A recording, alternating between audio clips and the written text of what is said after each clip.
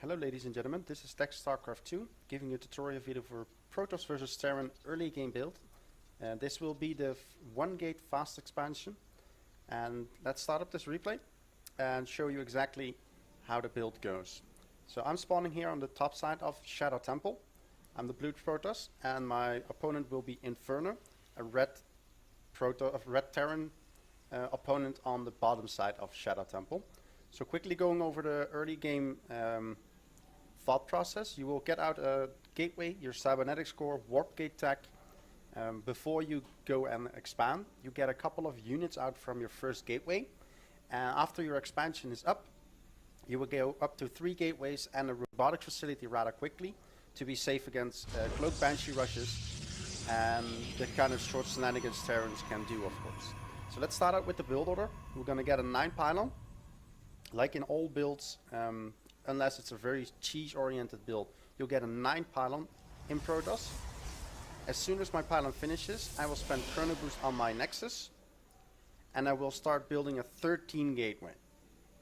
The reason for 13 is because you don't have to cut probes, and you can Chrono boost twice on the nexus, and actually get the gateway up without any cut and probes whatsoever. So as you can see, second Chrono right after the first one finishes. On 13 I'm gonna make my gateway. As you can see, it fits perfectly that you can get another probe right after the after you hit 14 food. So I'm gonna get a 14 assimilator.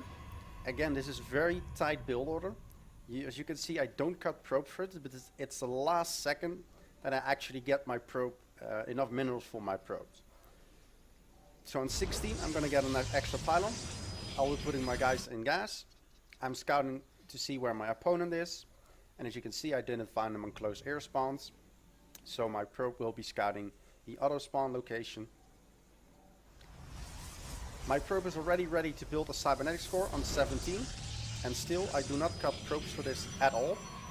On 18 I will be building a zealot. This early zealot is very important against gas openings from a Terran. I actually scouted the gas, so I knew exactly what I was up against. There could be early pressure, there could be like a 1-1-1, so I have to get the zealot to be safe against early aggression. I'm still not cutting any probes. This is a tricky part. This is a very tight, like I said, very tight build order. As soon as my cybernetics core finishes up, you can see that I start my warpgate tech. I Chrono boost out a stalker, and that's exactly when I need to get a pylon. If I delay this pylon, it will delay my probe production by quite a bit. So as you can see, I'm trying to get those probe out of my base, still building pylons, spending my Chrono boost on my stalker, and waiting for my pylon to finish to spend another Chrono boost out on it. So my zealot will be moving across the map together with my probe and my first stalker, because I want to know what the Terran is up, basically what he's up to.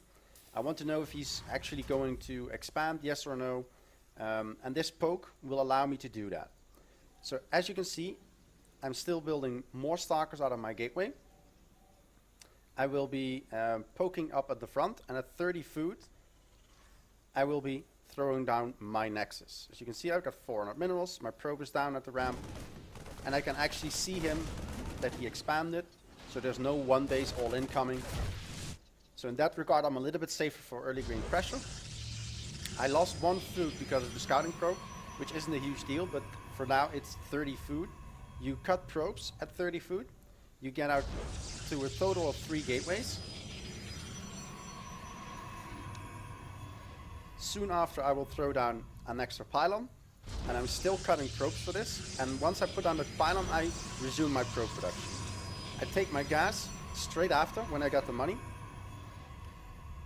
And now when I have the money for it, which will be before the 6-minute mark, around the 6-minute mark, I will throw down my robotics facility.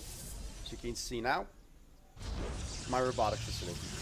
For food count it should be 32 food, but because I lost my scouting probe it's 31 food in this game. So as you can see now, my gateways finishes up, and it lines up nicely with my warpgate research. So I can turn my gateways into warp gates immediately after they finish, which will mean I got a nice cycle of units out right after my warp gate finishes. So this covers the early game part of the 1 gate fast expansion, which includes 3 gateways, a robotic facility, and an expansion at 30 food. This is a safe build. It will be safe against any non-proxy builds. So if, for example, a Terran builds 2 proxy barracks right here at their gold location, it will be hard to defend this. But at 2 racks, like at his base, you have no problems to deal with it because you just get 1 extra round of units out right when he tries to hit you. So first thing I always do with the robo facility is churn out 1 or 2 observers, depending on how safe I feel. If I feel very safe, I get 2 observers. If I feel pressure coming, I will chrono out an immortal to deal with extra pressure. So quickly going over this again, real quick. 9 pylon, 13 gateway, 14 assimilator. You spend 2 chrono boosts on your nexus right after each other. You're going to get a 16 pylon, a 17 cybernetics core, an 18 zealot. You keep probe production up. You're going to get, as soon as the cybernetics core finishes, you get warpgate tech. You don't chrono boost it out.